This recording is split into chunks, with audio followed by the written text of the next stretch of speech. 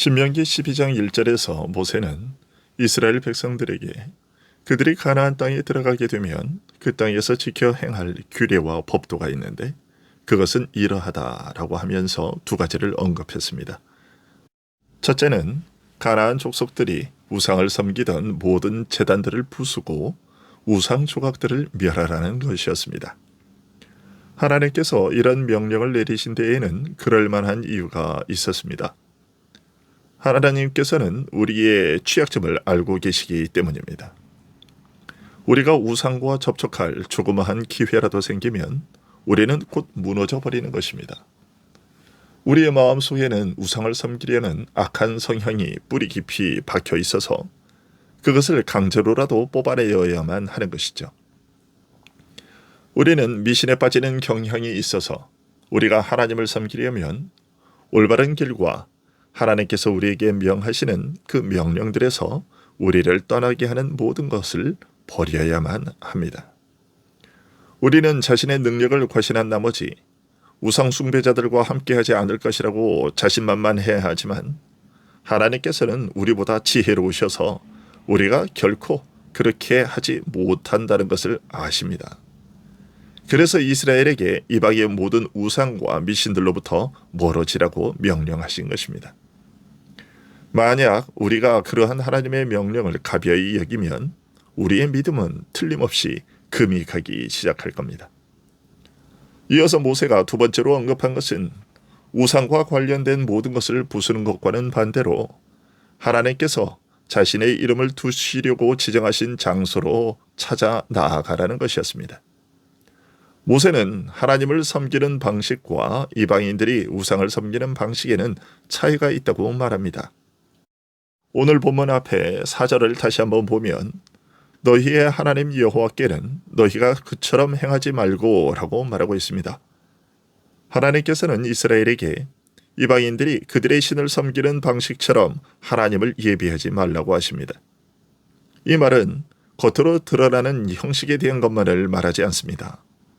하나님을 섬길 때에 이방인들이 그들의 신을 섬기는 방식처럼 하지 말라는 것은 그 외적 형식은 물론이요, 이방인들이 우상을 섬기는 동기와 생각과 목적 등을 모두 포함하는 것입니다. 우리는 이 사실에 주목해야 합니다. 왜냐하면 이스라엘은 이 일에 실패했기 때문입니다. 아니, 이 명령이 내려진 이후 이 일에 성공한 때는 거의 없었습니다. 심지어 복음이 세상에 전파된 이후에도 이 일이 성공한 때는 별로 없었습니다. 복음이 전파된 후 사람들은 하나님께서 명하신 방식과 미신을 섬기는 방식을 섞었습니다. 사람들은 하나님이 명하신 예배의 방식을 없애지 않고 단지 변화시킴으로써 그 길에서 벗어났습니다. 성지라는 곳을 지정하여 그곳을 순례한다든지 성자를 지정하고 그들의 유물을 간직한다든지 마리아를 성모로 지정한다든지 하는 방식으로 올바른 길에서 이탈했습니다. 사탄이 가져온 모든 것, 즉 우상을 섬기는 자들의 방식을 완전히 뿌리 뽑았어야 했지만 그 대신에 그것들을 변화시킴으로써 그것들이 여전히 남아있도록 했던 것이죠. 그렇게 하고서도 그들은 하나님께 영광을 돌린다고 생각했습니다. 중세시대의 사람들은 이교도들의 축제와 같은 방식을 기독교 안으로 끌고 들어왔습니다. 종교개혁이 일어나기까지 무려 1000년의 세월 동안 그렇게 진행되어 왔던 것이죠. 어째서 그렇게 되었던 것일까요? 이방인들은 자신들의 머리로 만들어낸 많은 헌신의 방법을 가지고 있는데 그와 같은 방식을 따랐기 때문입니다. 즉, 하나님이 명하신 방식이 아닌 자신들이 고안해낸 방식을 따랐기 때문입니다. 우리는 이방인들이 그들의 머릿속으로 고안해낸 것들을 탐내거나 그런 식으로 바라보지 말아야 합니다. 그런 것들을 지옥의 바닥으로 치워버려야 합니다. 왜냐하면 하나님께서는 그런 모든 것을 미워하신다고 분명히 선언하고 계시기 때문입니다. 하나님께서는 분명히 자신을 그런 방식으로 섬겨서는 안 된다고 명령하셨습니다. 그런데 이처럼 분명한 하나님의 선언과 명령에도 불구하고 사람들은 우리가 선한 뜻으로 행하는 것을 우상으로 섬기는 것이라고 하십니까? 라고 반문합니다. 아니, 우리가 우상을 섬기자는 것이 아니라 하나님을 좀 더 잘 섬기자는 선한 뜻으로 한 것인데 그것이 그렇게 큰 악입니까? 라고 항변합니다. 그렇습니다. 하나님께서는 너희의 하나님 여호와께는 너희가 그렇게 행하지 말라고 하십니다. 즉 우리들이 좋게 여기는 것을 꾀하기 위해 하나님 앞에서 향수를 뿌리지 말라고 하시는 것입니다. 다시 말해 우리들이 좋게 여기는 것을 꾀하기 위해 그것을 하기 위해 하나님의 영광을 위해서 하나님을 위해서라는 그런 거짓된 향수를 뿌리지 말라고 하시는 것입니다. 하나님께서는 오직 하나님의 명령에만 귀를 기울이고 거기에 아무것도 추가하지 말라고 하십니다. 오직 우리들의 예배는 하나님의 그 명령 위에만 기초하고 있어야 한다고 하시는 것입니다. 시편 45편 10절을 보면 이렇게 얘기하고 있습니다. 딸이여 듣고 보고 귀를 기울일지어다. 내 백성과 내 아버지의 집을 잊어버릴지어다. 그리하면 왕이 내 아름다움을 사모하실지라. 그는 내 주인이시니 너는 그를 경배할지어다 라고 얘기를 하고 있어요. 이 시편은 솔로몬의 아가서와 맥을 같이 하는 시인데요. 이 구절은 왕이 왕비가 되는 여인에게 하는 말로 이제 그렇게 비유가 되고 있죠. 서술되고 있는 것입니다. 즉 왕이 왕비가 되는 여인에게 무엇이라고 말하고 있는 것이냐면 내 고국의 당신의 고국의 백성들, 너의 고향의 사람들, 내가 속했던 아버지 집의 사람들을 다 잊어버리라고 말하고 있는 것입니다. 마치 하나님께서 아브라함에게 너의 본토 친척 아비집을 떠나라고 말씀하신 것과 같은 것입니다. 겉으로 보면 아주 잔인한 말처럼 들리는데 그런데 사실은 그렇지가 않습니다. 왜 그러냐면 여기서 내 백성과 내 아버지의 집이라는 말은요, 우리가 예수 믿기 이전에 사랑했던 모든 것, 그리고 우리가 억눌러 왔던 모든 쾌락과 즐거움을 뜻하는 것이기 때문입니다. 그 모든 것들을 짓밟아 버리라고 지금 얘기하고 있는 것입니다. 그러면 어떻게 되는가? 11절에서 그리하면 왕이 내 아름다움을 사모하실지라. 좀 전에 이 시편의 이 글은 솔로몬의 아가서와 맥을 같이 하는 거라고 얘기를 했는데, 아가서에서 그 왕, 신랑은 누구를 상징하는 것입니까? 그 왕은 누구를 상징하고 그 신부는 누구를 상징하는 것입니까? 왕은 예수 그리스도를 상징하는 것이고 신부는 교회와 그의 백성들, 하나님의 백성들, 그리고 예수 그리스도를 믿는 자들을 얘기를 하는 것이죠. 그렇습니다. 결국 이 얘기는 결국 무엇이냐면요, 우리가 예수 그리스도를 알지 못할 때에 우리가 누려왔던 모든 생각해왔던 모든 악한 것들, 예수 믿기 이전에 사랑했던 모든 것들을 다 내어버리라는 것입니다. 그러면 왕이 너의 아름다움을 사모할 것이다. 이렇게 그리스도께서 우리를 사랑하실 것이다 라고 얘기를 하고 있는 것입니다.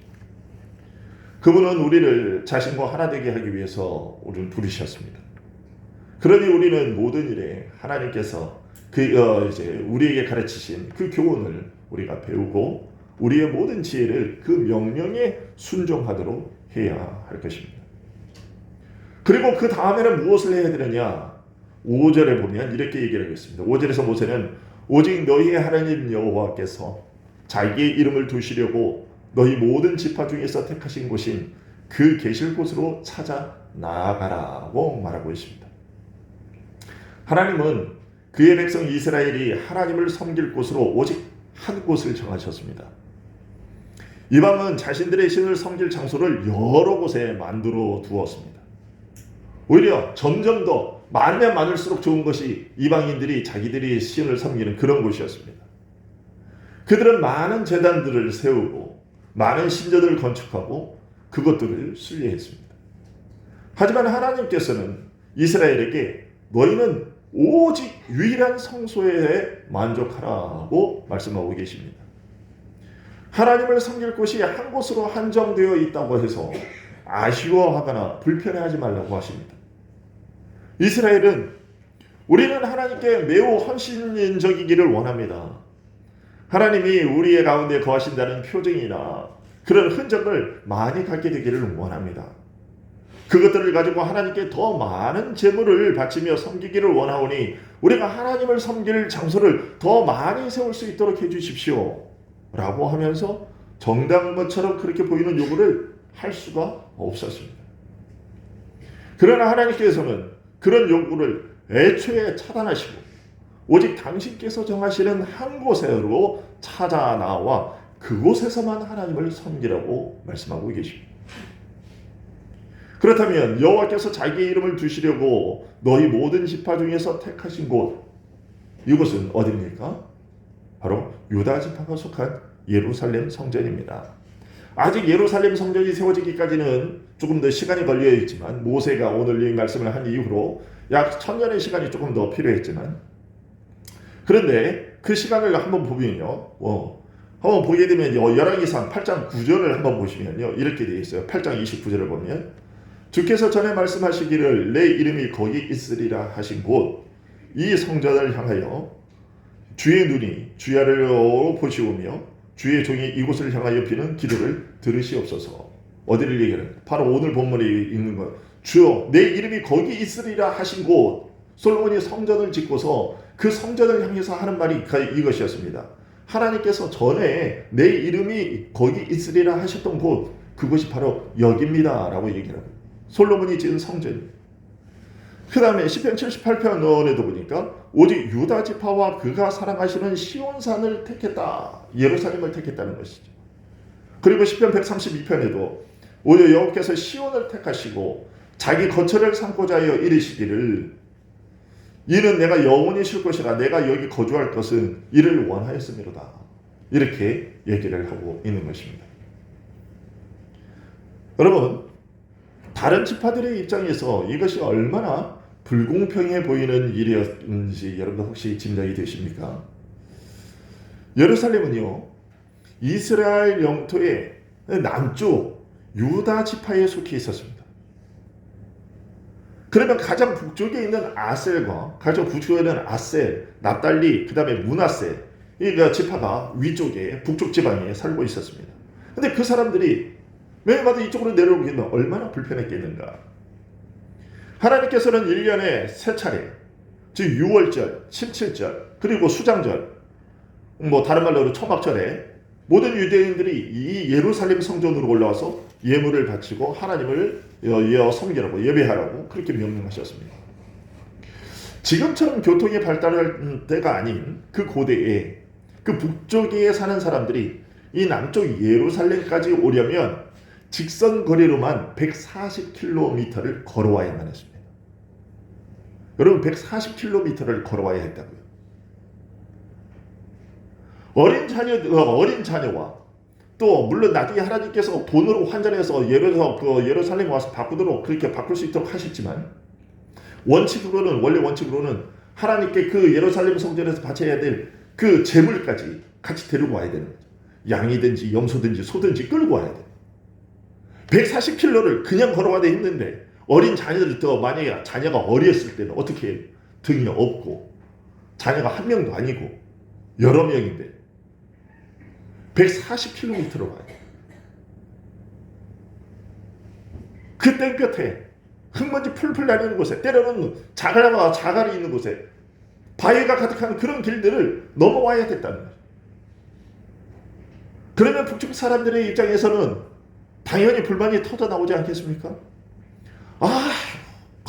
거기까지 굳이 가야 되나? 하나님 이곳 북쪽에도 성전을 하나만 더 지어주시면 참 좋겠습니다. 그러면 저희가 하나님을 더 잘 섬길 수 있을 것 같은데요. 이런 생각을 가지지 않았을까요? 그런데 나중에 보면 실제로 이스라엘이 이런 생각을 가졌던 것을 우리가 알 수 있어요. 후에 다윗이 죽고 난 다음에 그의 손자인 르호보암 때에 북쪽 10개의 지파가 다윗의 집안을 배신하고 떨어져 나가죠.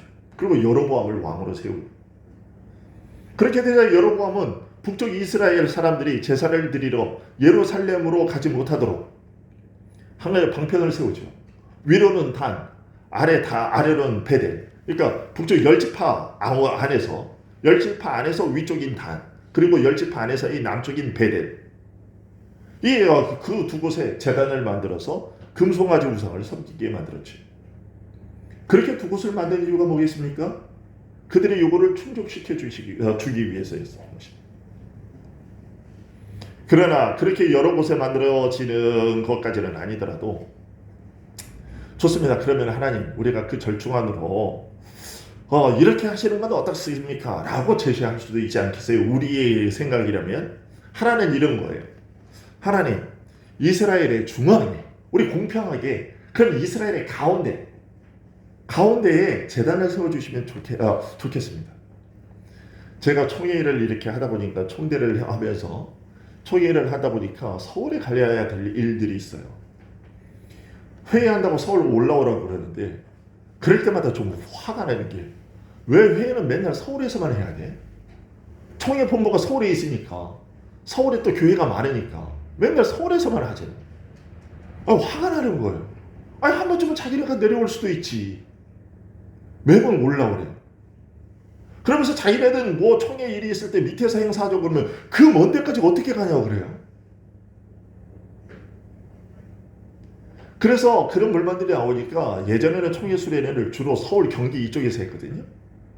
그리고 수련회 같은 것도. 근데 지금은 수련회를요, 이제 합신 총문 동문회나 뭐 이런 수련회를 어디쯤 충청도에서 해요. 좀 나아졌어요. 그래도 우리가 가는, 부산에서 가는 데는 시간이 그래도 차이도 안 나요.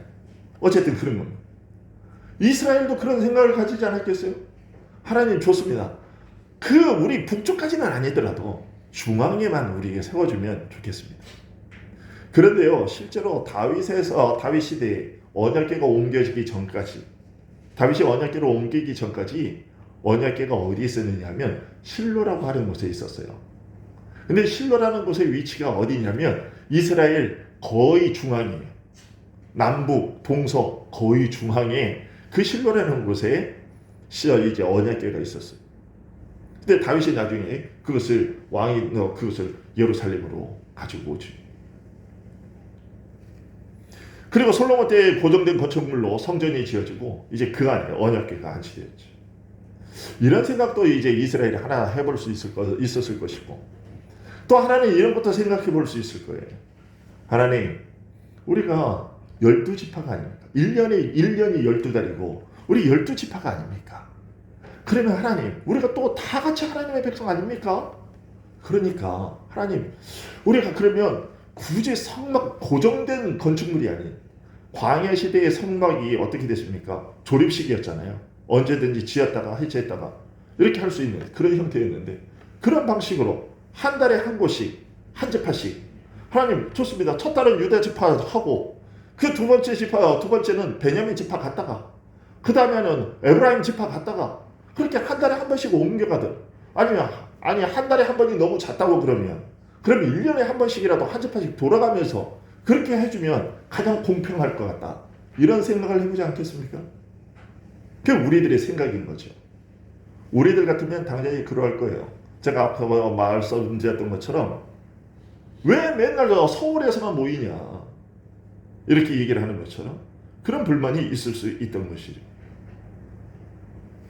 그리고 무엇보다 또 다른 지파들의 입장에서 볼 때 이것은 참 질투가 날 만한 일이었는데, 자, 분명히 가나안 땅은 12지파가 12개의 땅으로 분할해서 받았던 것인데 왜 유다 지파의 성전이 세워지도록 하셨는가? 특별히 이 사실 12의 지파 중에 왜 유다 지파인가? 이런 생각을 우리가 해볼 수 있는데, 특히나 에브라임과 므낫세 지파 같은 경우에는 더욱더 그런 생각을 가질 만했습니다. 이 두 지파는 어느 지파보다 가장 자존심이 상하고 마음이 상할 수 있는 일이었습니다.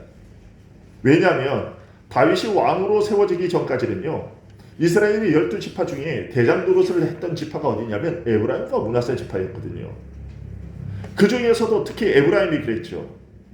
야곱은 그의 생애를 마감하기 직전에 이스라엘 12지파에게 축복을 했는데, 그때 야곱은 11지파 아들인 요셉의 11번째 아들인 요셉의 두 아들의 므낫세와 에브라임에게 축복을 하죠. 그러면서 이제 요셉에게 장자의 축복을 선포를 하죠. 그것은 하나님께서 요셉에게 꿈으로 알려주신 그대로였습니다. 그런데 그렇게 므낫세와 에브라임에게 축복을 이제 야곱이 하는데, 그렇게 하면서도 또 그 순서를 뒤바꿔 버립니다. 므낫세가 첫째 아들이고 에브라임이 둘째 아들인데, 에브라임에게 오른손을, 므낫세에게 왼손을 얹어서 축복을 했던 것입니다. 요셉은 이 일을 좋지 않게 여겨서, 아버지 손이 바뀐 것 같습니다. 손을 이렇게, 아버지 오른손 쪽에 있는 것이 므낫세 첫째 아들입니다. 그리고 왼편이 에브라임 둘째 아들입니다. 야곱이 얘기해줘. 나도 안다. 그러면서 계속해서 그렇게 축복을 마칩니다. 왜냐하면 그것이 하나님의 뜻이었기 때문입니다.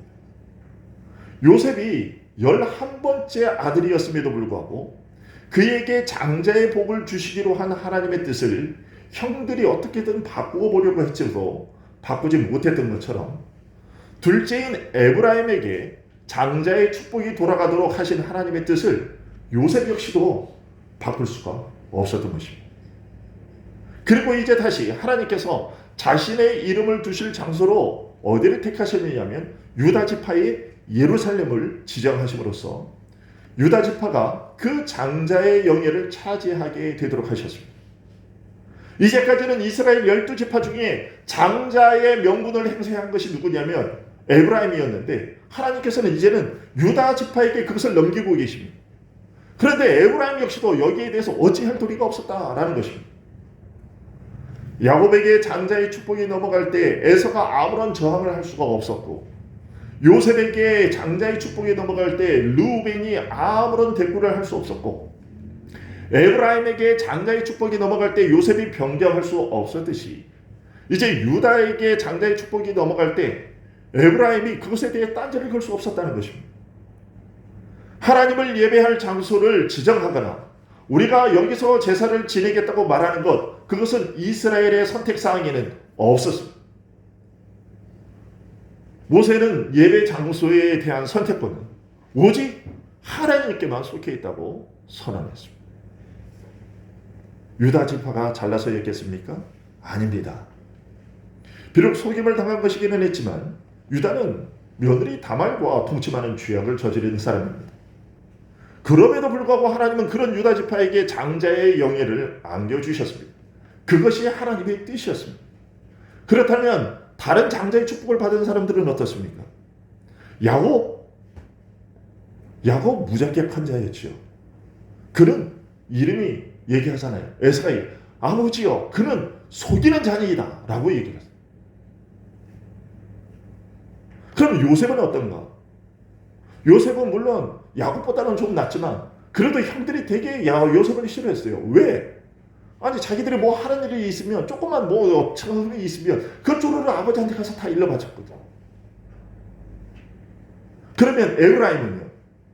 에브라임 역시도요, 장자의 축복을 받을 만한 일을 한 것이 전혀 아무것도 없어요. 그럼에도 불구하고 하나님께서 에브라임에게 장자의 축복을 허락하시는 것이에요. 그것이 하나님의 뜻이었습니다. 여러분, 이런 사실이 의미하는 것이 뭐겠습니까? 오직 하나님만이 말씀하시고 하나님께서 허락하시는 것에 그것에 우리가 아닙니다, 할 수 없습니다 라고 대꾸할 수 없다는 것입니다. 하나님 앞에서는요, 순종이 희생보다 더 가치 있다는 것을 보여주는 것입니다. 그러기에 시각장애인이 지팡이에 그의 길을 의지하듯이 하나님께서 길을 보여주실 때까지는 오직 우리가 그분의 말씀에 의지하고 그 말씀에 따라서 걸어가는 자들이 되어야만 한다는 것입니다. 우리가 하나님께 돌려드릴 수 있는 가장 큰 영광은 무엇이냐? 바로 이것입니다. 우리가 하나님께 많은 것들을 바치면서 영광을 돌려드린다고 그렇게 말할 수 있겠지만, 그러나 그 어떤 제물로도 하나님의 말씀에 순종하는 것보다 더 큰 영광을 돌려드리지는 못한다라는 것입니다. 하나님 외에는 그분이 어떻게 존귀와 섬김을 받을 것인지 정할 권세를 가지고 있는 자가 아무도 없다는 것입니다. 하나님을 어떻게 존귀하게 섬겨드릴 것인가? 그 방법에 대해서 정하실 수 있는 권한은 오직 하나님에게 있는 것입니다. 우리는 이것을 굳게 명심하고 있어야 됩니다. 하나님을 우리가 정말로 올바르게 섬기고 싶다면 우리는 우리의 모든 교만을 벗어던지고 우리의 지혜를 드러내려 하지 말고 다른 사람보다 더 존경받을 것을 우리가 이렇게 하면 더 다른 사람보다 더 나을까? 이런 욕심 부리지 말고 전적으로 하나님의 뜻에 복종해야 하는 것입니다. 다음으로 우리가 오늘 본문을 보면서 생각할 것은요, 이것입니다. 너희의 하나님 여호와께서 자기의 이름을 두시려고 라는 말씀입니다. 이것이 의미하는 바는요, 첫 번째로 하나님은 장소에 얽매이지 않으시는 분이라는 거죠. 그러나 오히려 이스라엘은 그 반대로 생각했습니다. 마치 하나님이 언약궤 안에 갇혀 계신 것처럼, 성전 안에 계셔서 그 밖으로는 출입하실 수 없는 분인 것처럼 생각했던 거죠. 아닙니다. 하나님께서 자기의 이름을 두시려고 라고 말씀하신 것은 그것이 하나님의 실체가 거하는 것이 아니라는 것을 알려주시기 위함이고, 진실로 하나님을 예배하며 섬길 때의 중요한 것은 무엇이냐? 바로 그분의 명예, 그분의 이름이라는 것입니다. 하나님을 섬길 때 정작 중요한 것은 그 형식보다도 하나님의 이름이 과연 존귀히 받느냐, 내가 하나님의 영광을 생각하고 있느냐, 그분의 영예를 높여드리기 위해서 이 일을 하고 있느냐라는 것입니다.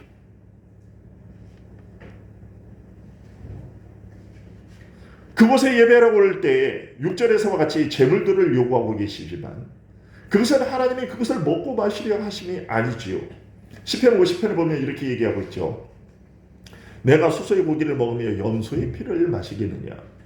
감사로 하나님께 제사를 드리며 지존하신 이에게 내 소원을 갚으며 환난 날에 나를 부르라. 내가 너를 건지리니 네가 나를 영화롭게 하리로다. 하나님을 영화롭게 하는 방법에 대해서 제물을 바치는 것이 하나님을 영화롭게 섬기는 것이 아니라고 얘기하고 계십니다. 아무리 많은 제물을 갖고 와도 그것 자체로는 하나님께 영광 돌리지 못한다는 것, 하나님을 영화롭게 하지 못한다는 것입니다. 무엇이 하나님을 영화롭게 하느냐? 무엇이 그를 존귀하게 존귀의 여김을 받도록 하시는 거냐? 감사하는 것이라고 얘기합니다.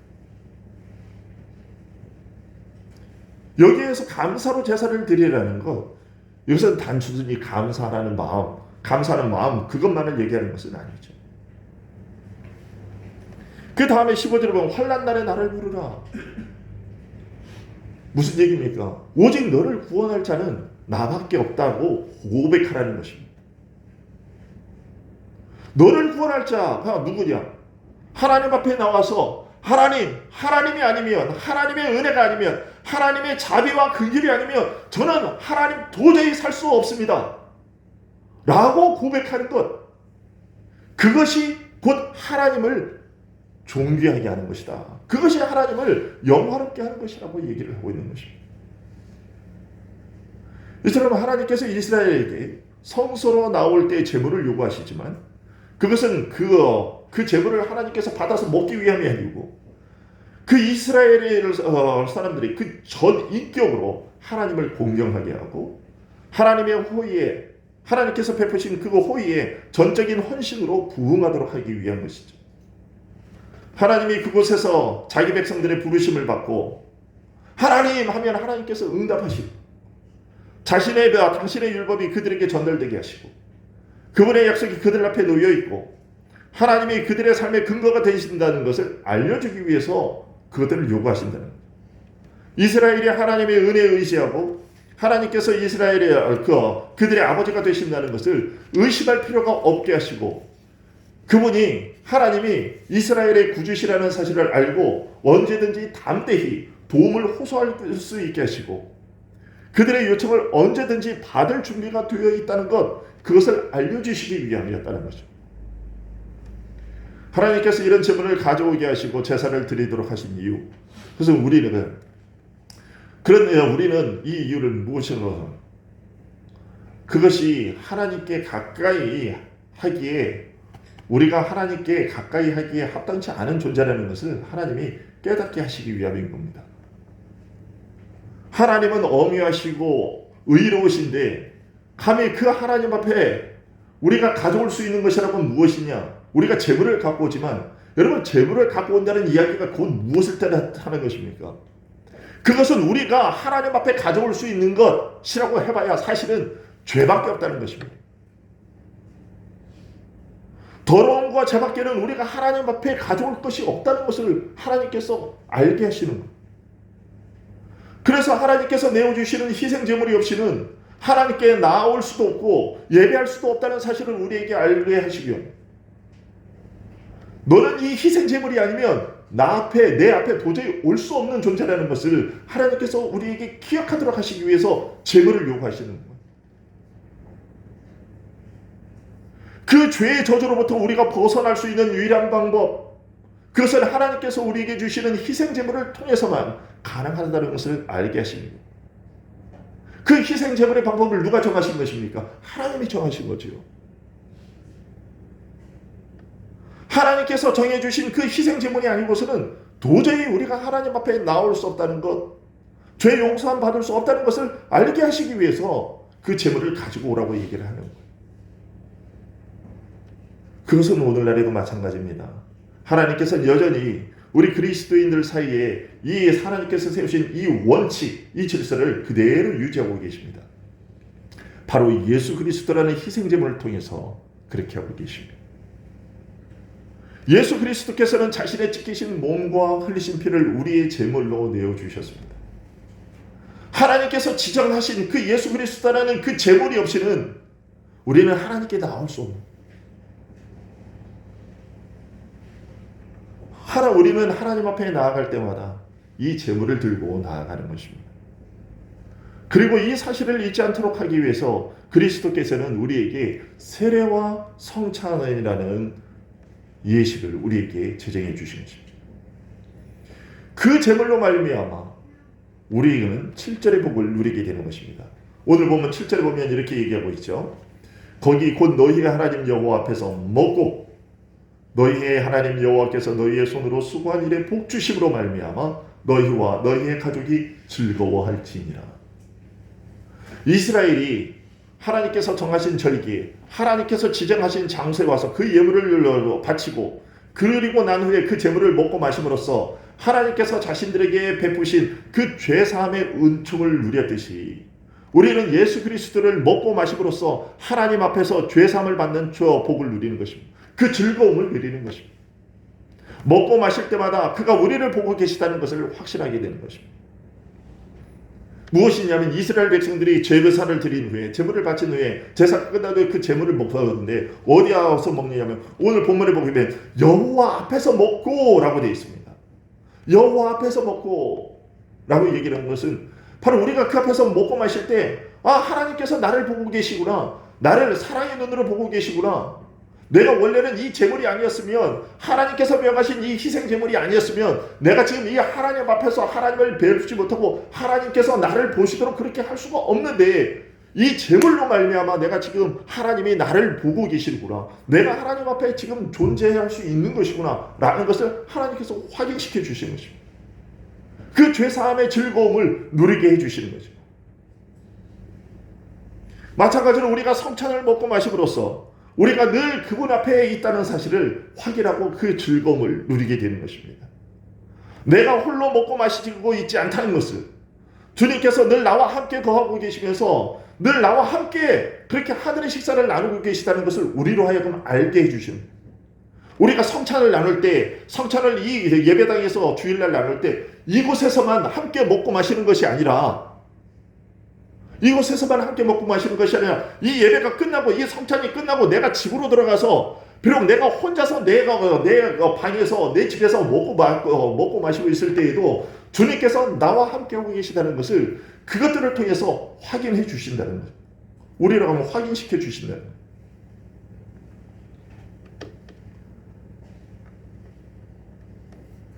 나와 함께 늘 하늘의 식사 그것을 나누고 계시다는 것을 우리는 그렇게 확신하게 되는 것입니다. 오늘날에 우리는 이 진리에 만족하고 바로 예수 그리스도께서 오셨기 때문에 하나님이 우리와 함께 하신다는 것을 말해주는 그런 물질적인 성전이 더 이상 필요하지 않은 것입니다. 여러분 앞에서 우리가 하나님께서 예배하는 장소를 오직 한 곳만 정하셨는데 오늘날에는 많은 교회가 있지 않습니까? 여러분 이 교회당은요 그런 곳이 아니에요.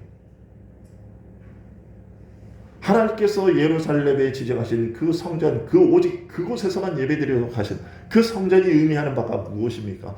그 성전 안에서만 예물이 드려지고 그곳에서만 그 하나님께 예배가 드려지고 그 제물을 먹고 마심으로써 하나님과 교제를 누렸다는 그 사실이 무엇이냐?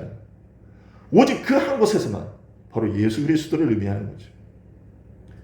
하나님께서 우리에게 예배하신 장소, 허락하신 장소는 오직 예수 그리스도 아닙니다. 예수 그리스도 밖에서는 하나님께 예배 드릴 수도 없고 그 예수 그리스도 밖에서 드리는 모든 제사는 다 가증한 것입니다.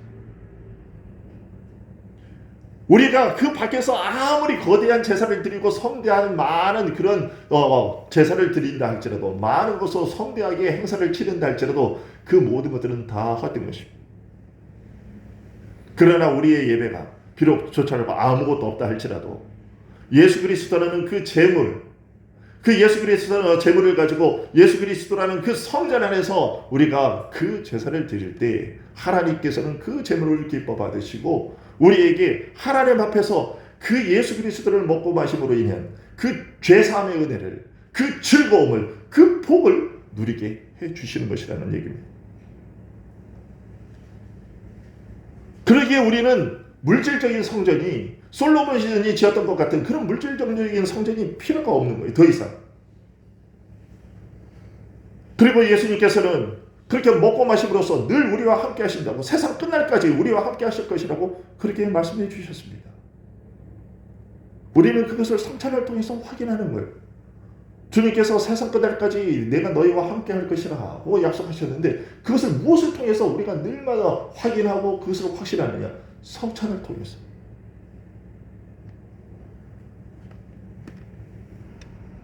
따라서 하나님께서 그와 같이 그 방식으로 우리를 받아주시기 때문에 우리가 이 덧없는 삶을 지나갈 때 항상 우리의 눈을 들어 하늘을 바라보도록 해야 할 것입니다. 그리고 하늘과 한국을 향해 계속 전진해 나가야 될 것입니다. 그렇게 되면 하나님께서는 그분의 손에서 우리에게 썩어질 음식뿐만 아니라 우리에게 영혼을 살리는 음식을 날마다 공급해 주실 것입니다. 그렇게 우리가 예수 그리스도와 함께 그렇게 영원한 삶을 하나님께서 주시는 이 복과 즐거움을 누리며 살 수 있게 되기를 원합니다. 2022년 오늘 새해 첫 주일입니다. 이 새해 첫 주일에 우리가 다른 많은 것들을 생각해 볼 수도 있었겠지만 그러나 가장 중요한 것은 바로 오늘 이 사실, 언제나 변함없는 이 사실입니다. 우리가 이 땅을 살아갈 때 진정으로 누리게 되는 복, 우리가 올 한 해 우리가 진정 받아 누려야 할 복이 무엇인가? 우리는 또 그 복을 어떻게 받아 누리는가?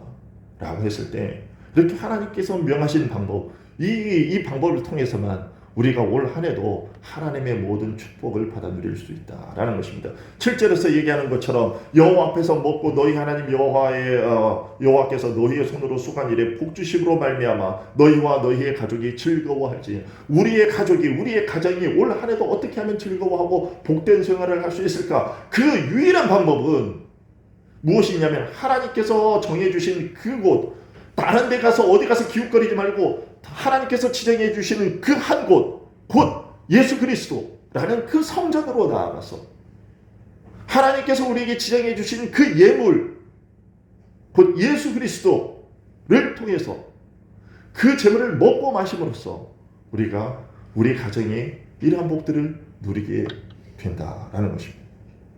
여러분, 아직까지도 코로나19 언제 끝날지 정확하게 모르죠. 좀 더 사정이 나아지고 것 같기는 합니다. 먹는 치료제도 하고 이것들도 개발되어 나왔다고 하니 좀 나아질 것 같기는 하지만 그럼에도 불구하고 우리가 진정으로 우리가 이 인생에서 우리 이 땅에서의 삶에서의 진정한 행복, 우리 가정의 평화, 복락 이것을 받아 누릴 수 있는 유일한 방법은 바로 이 한 가지라는 것을 여러분들 꼭 기억하시고 예수 그리스도 안에서 올 한 해도 하나님께서 주시는 풍성한 죄사함의 은혜와 또 많은 우리의 구원의 은혜, 우리를 돌보시는 그 풍성한 은혜들을 받아 누리는 복된 한 해가 될 수 있기를 소원합니다. 기도하겠습니다.